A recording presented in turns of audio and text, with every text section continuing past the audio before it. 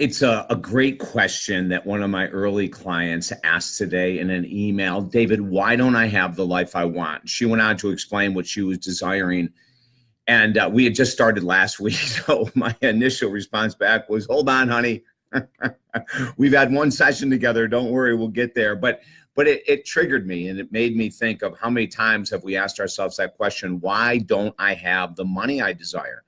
Why don't I have the body I desire? Why don't I have the close relationships I desire? Why don't I have the career path I desire? Why don't I have the connection to God or spirituality that I desire? And I think there's a couple steps that I'd like you to think about today. You can ask yourself these questions. You can grab a pen, don't trust your brain, take notes, right? And write down the question, why don't I have the blank? And just choose one area of your life that I desire, and then try to come up with as many reasons as you can. So let's take a look at this. Number one, a lack of discipline. I know I sound like your grandmother or grandfather or great-grandfather, right? Like, where is discipline in our life today?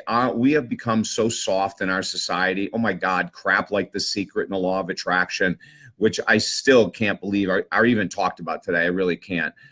You want to talk about the opposite of discipline? Go ahead and follow one of the programs that says create a vision board and put out into the universe whatever you desire, and it must come back in kind. It's absolute bullshit, to be quite frank.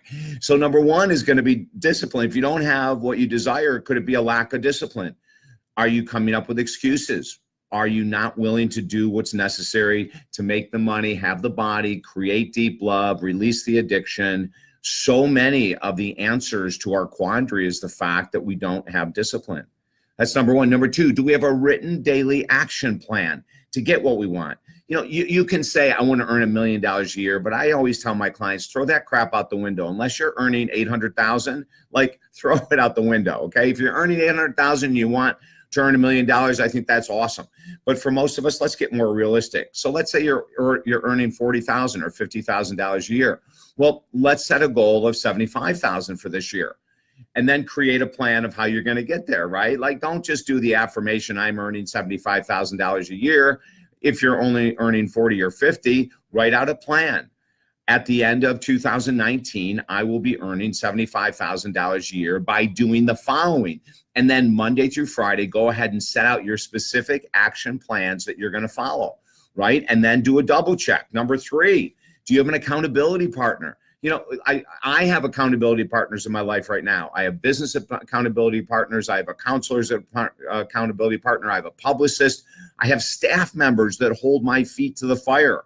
Like, if I say to them, hey, I want to do this new program and I'll have all the information for you by Friday. So Judy, you can rock in social media, and Mary Lou, you can double check our Facebook ads, and Michelle, you can go ahead and start putting stuff on the website that we need. And TJ, go ahead and start spreading the word as my publicist. Well, I have to have all that data, all that information to them on Friday, right? They're my accountability partners in many ways.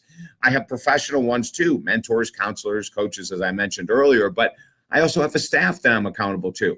They can't do their work if David doesn't do his work, right? So we've got discipline. You know, we've got the concept of accountability partners. We have the concept of writing out a written plan that I'm going to be doing A, B, C, D, E.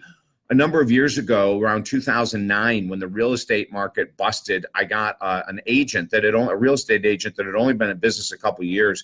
And he contacted me and he said, I know this is the worst time in the world to hire you as my counselor and coach, but I'm dying on the vine. I need to. I said, no. It's not the worst time, but we have to create an amazing plan.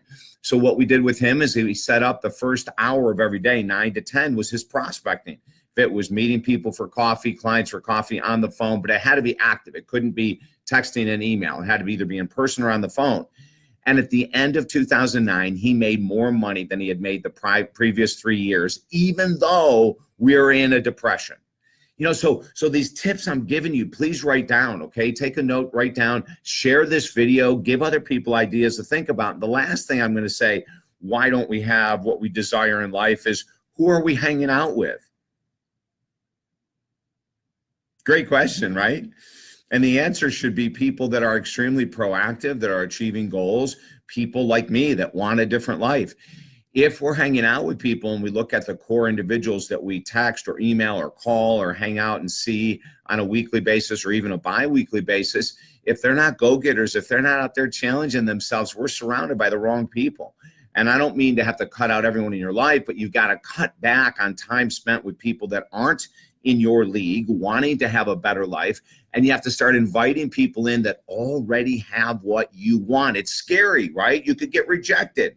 You could go up to some really successful business person or some woman with a killer body or some guy with a great marriage and say, hey, I'd love to be able to create an ongoing friendship with you. I'd love to learn from you. If there's anything I can do in exchange, I'd love to. See, that's taking a risk, right? Someone may say, look, I don't have time for you. I don't have an interest in helping you.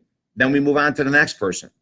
Watch this video again. There's probably 7 or 8 tips in here that are really viable to help you get the money you want, the sobriety you want, the relationship you want, the body you want, the career you want. These tips are crucial. They're huge.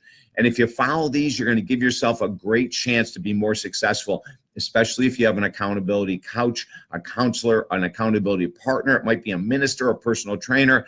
It might be a dietitian. But come on, let's get active. And if I can help you at all, Google me.